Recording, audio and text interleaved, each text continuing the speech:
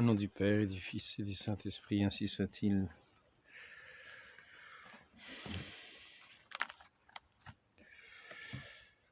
Le premier jour de la semaine, Marie de Magdala vient de bonne heure au tombeau, comme il faisait encore sombre, et elle aperçoit la pierre enlevée du tombeau.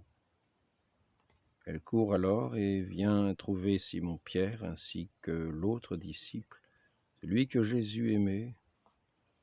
Et elle leur dit, on a enlevé le Seigneur du tombeau, et nous ne savons pas où on l'a mis. Après cela, nous voyons notre passage.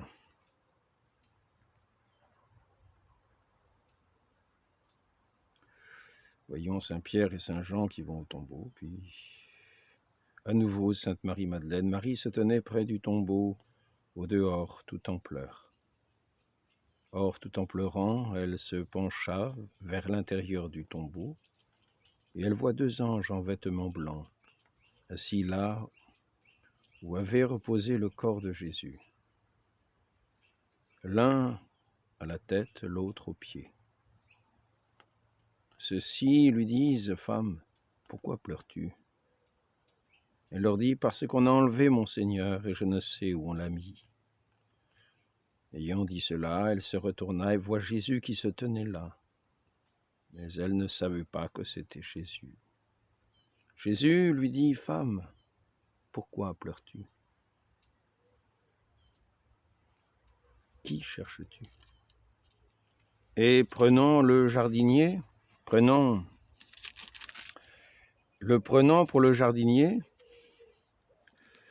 elle lui dit, « Seigneur, si c'est toi qui l'as emporté, dis-moi où tu l'as mis, et je l'enlèverai. » Jésus lui dit, « Marie. » Se retournant, elle lui dit, en hébreu, « Rabouni », ce qui veut dire maître. Jésus lui dit, « Ne me touche pas, car je ne suis pas encore monté vers le Père.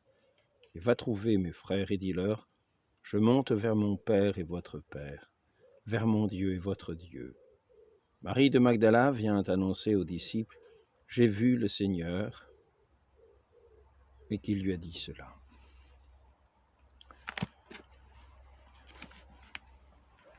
Aujourd'hui, c'est cette fête de Sainte Marie-Madeleine.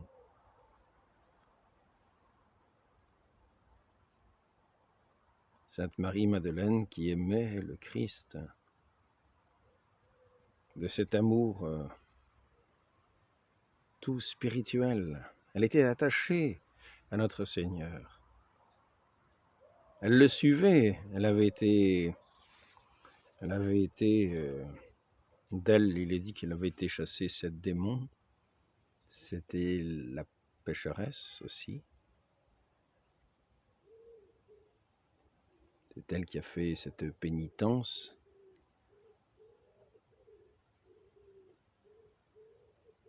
Pendant de nombreuses années, le reste de sa vie, elle est souvent représentée avec un crâne à côté d'elle. Elle médite à la fois ce péché, sur ses péchés passés, cette condition, notre condition mortelle, cette mort de notre Seigneur et sa résurrection.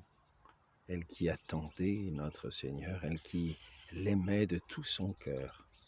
Elle l'aimait de tout son cœur, du plus profond de son cœur. Et c'est ce qu'il faisait qu'elle restait près du tombeau.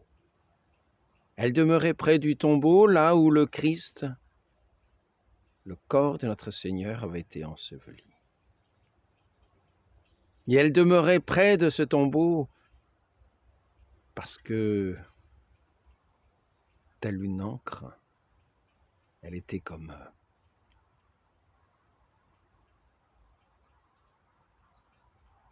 du fond de son cœur, attachée au Christ. Attachée au Christ. Tout ce qu'elle attendait dans ce monde était maintenant. Elle était allée le chercher de bonne heure au tombeau, avant le lever du jour, ou au lever du jour, alors qu'il faisait encore bien sombre. tout l'objet de sa vie, toute sa vie était là. Derrière cette porte cette pierre qu'elle pensait trouver roulée sur le tombeau et qu'elle voit éloignée de l'entrée, à sa stupéfaction, quand elle vient avec les saintes femmes pour apporter les aromates, et elle reste là. Elle reste là. Car elle n'a nul ailleurs où aller. Son cœur est tout entier auprès de notre Seigneur, Jésus, le Christ. Toute son espérance est là, auprès de ce tombeau. Elle pleure. Elle pleure, et en même temps elle espère, car elle reste là. Elle pleure d'un pleur comme du désespoir, comme de ce grand amour par lequel tous ses péchés ont été lavés, le grand amour de Dieu qui a pénétré son cœur, qui a lavé tous ses péchés, et la parole de notre Seigneur, elle est là. Elle est là, elle qui a le cœur pur, elle qui est dans l'attente de voir son Dieu, de le voir ressurgir comme ce soleil de sa vie. Et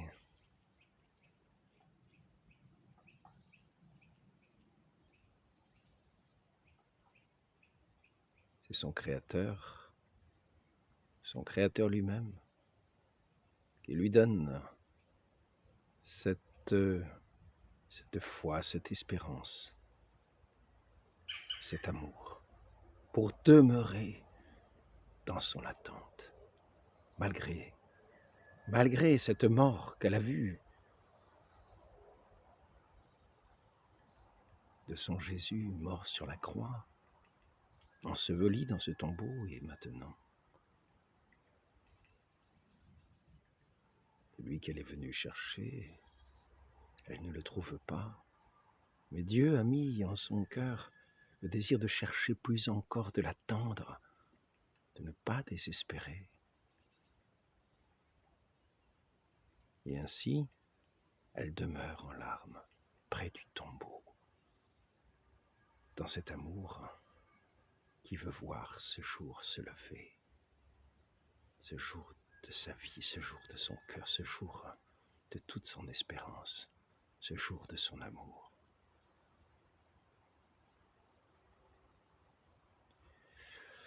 Je voudrais lire ce petit passage qui n'est pas un petit passage, il est bien court. Il est bien court, mais ce n'est pas un petit passage. Comme lorsque nous disons que nous allons prier, disons plutôt une courte prière qu'une petite prière, car il n'y a pas de petite prière. Et quand il est question de l'amour, il n'y a pas de court passage. Quand il est question de l'œuvre, il n'est pas de petit passage, il n'est pas de petite œuvre de Dieu. Il n'est que d'une grande œuvre de Dieu, tout ce qu'il fait est grand et beau.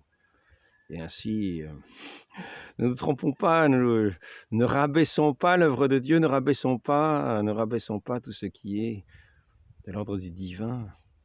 Ne disons pas, on va dire une petite prière, disons une courte prière. Elle est courte, mais si elle atteint le cœur de Dieu, elle est bien grande. Elle atteint la dimension de l'infini. Et ici, je voudrais lire un court passage, qui n'est pas un petit passage, mais un court passage. Il va nous en dire bien long, qui était dans la lecture de ce matin, lecture de l'office de lecture.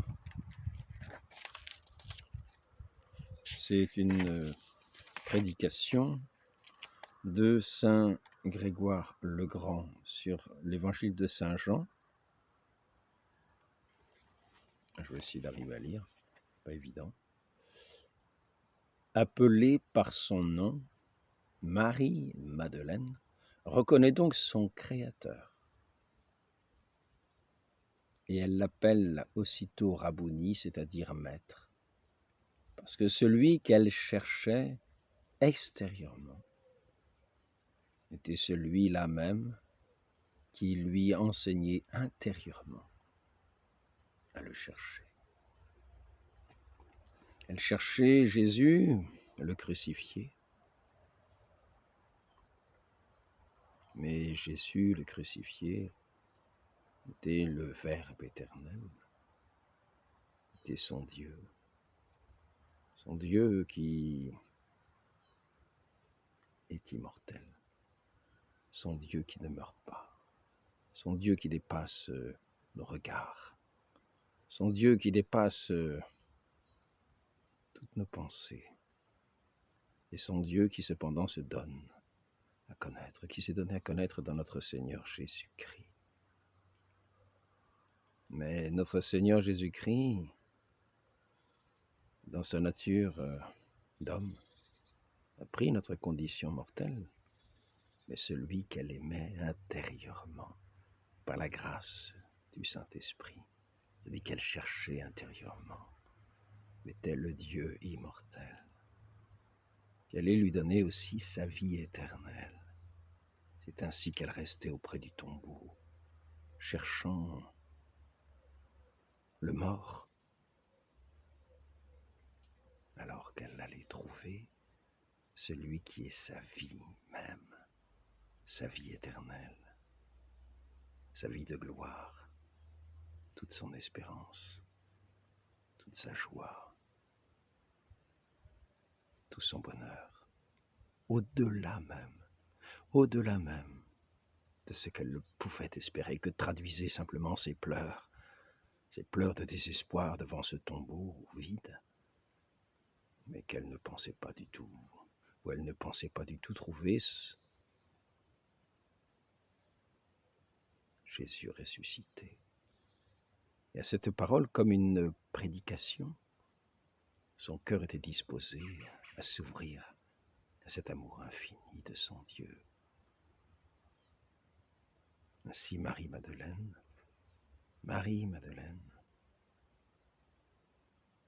a témoigné de ce grand amour, de cette grande espérance devant ce tombeau vide. Elle cherchait, sans le savoir, celui qui était sa vie même, qui allait se révéler dans celui qu'elle pensait être simplement le jardinier, qui se fait entendre comme par une prédication extérieure. Cette parole extérieure que son Seigneur lui donnait d'entendre par cette disposition intérieure qu'il avait mise en elle, par ce désir qu'il avait de l'entendre, qu'elle avait de l'entendre, ce désir qu'elle avait de le trouver, ce désir qu'elle avait qui s'appelait le chercher de tout son cœur, de toute son âme, de toute sa force, tout son élan.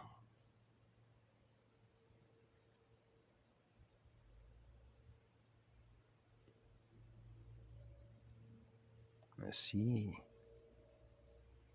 notre Dieu qui l'avait disposé intérieurement se fait reconnaître extérieurement par cette simple parole, Marie. Comme les prédicateurs qui vont annoncer notre Seigneur Jésus-Christ, et ceux qui auront des oreilles, ces oreilles de l'amour, ces oreilles du Saint-Esprit, cette oreille du Saint-Esprit disposée en eux pour entendre la semence du semeur qui pourra faire naître en eux la vie éternelle.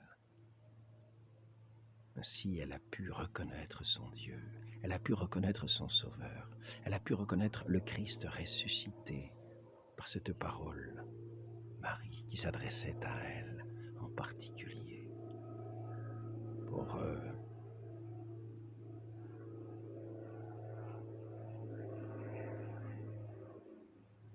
que tout ce qu'elle avait de foi, d'espérance, tout ce qu'elle avait puisse trouver l'objet de son amour, son Dieu, son Maître, Rabbouni. Et Sainte Marie-Madeleine est ainsi un exemple aussi pour toute notre humanité qui cherche son Dieu, qui le cherche devant tous les tombeaux vides, où l'on désespère, mais qui cherche du fond du cœur, qui continue de chercher, et qui entend cette parole de l'Évangile, va les amener à cette pleine lumière, à l'accomplissement de toute leur espérance, et à dire « Rabouni, Maître, Maître », en voyant, en entendant la parole du Christ ressuscité, en la reconnaissant, elle qui vient accomplir tout le désir qui était dans le cœur, tout le désir qui est dans ces cœurs, dans l'attente de ce jour nouveau, de ce grand amour éternel, de cette espérance sans fin, de ce saint désir que Dieu veut placer dans le cœur des hommes et que nous sommes malheureusement libres de laisser perdre, laisser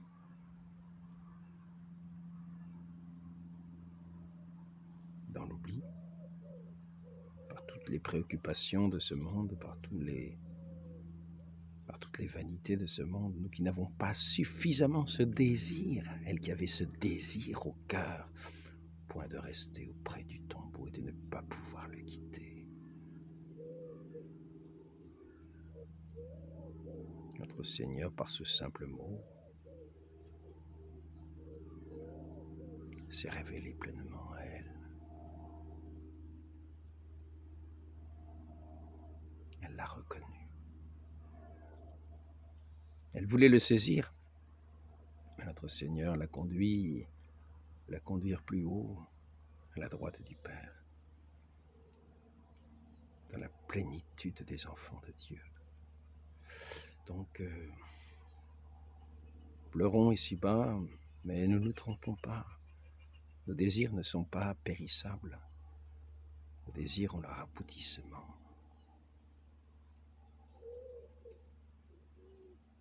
Dans celui qui est toute notre foi. Dans celui qui est venu prendre notre condition, qui s'est trouvé au tombeau, qui est ressuscité à la droite du Père, dans l'éternité bienheureuse.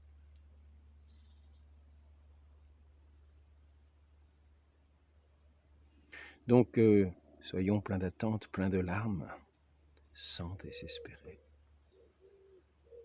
Ces larmes montreront l'aridité de notre attente. Notre amour sembleront parler de désespoir, mais au fond de cet amour, il n'y a pas de désespoir. Au fond de ces pleurs, c'est l'attente de la joie sans fin. C'est Sainte Marie-Madeleine, qui est ce visage de celle qui a beaucoup aimé, à qui il a été beaucoup pardonné, mais que Dieu a pu combler de son amour pour l'attirer dans la gloire de tous les saints, auprès de lui. Qu'il en soit ainsi pour nous dans ce monde souvent où nous sommes comme dans une aube encore bien obscurcie, devant des tombeaux vides. Et notre désir est-il le désir de Sainte Marie-Madeleine? Ou bien nous résignerons-nous à ce qui semble être une mort, une fatalité?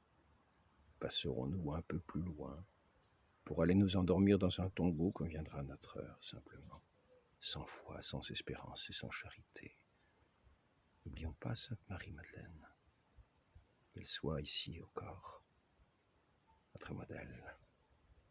Sachons attendre l'heure l'heure où notre Seigneur viendra parler à notre cœur. Dans cette parole douce, nous le reconnaîtrons. Demandons cette grâce à la très sainte Vierge Marie.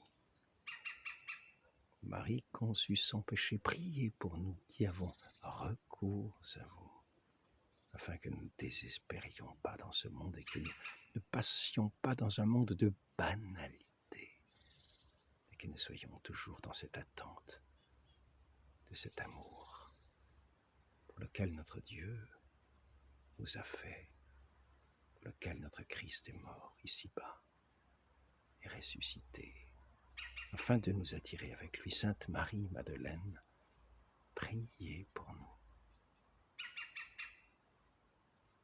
Donnez-nous ce cœur qui ne passe pas outre, mais qui attend, qui pleure, qui gémit, mais qui ne désespère pas. Et surtout, qui ne se contente pas de la vanité du monde. De ce cœur aimant qui ne veut que l'amour. Éternel, ainsi soit-il. Au nom du Père et du Fils et du Saint-Esprit, Amen.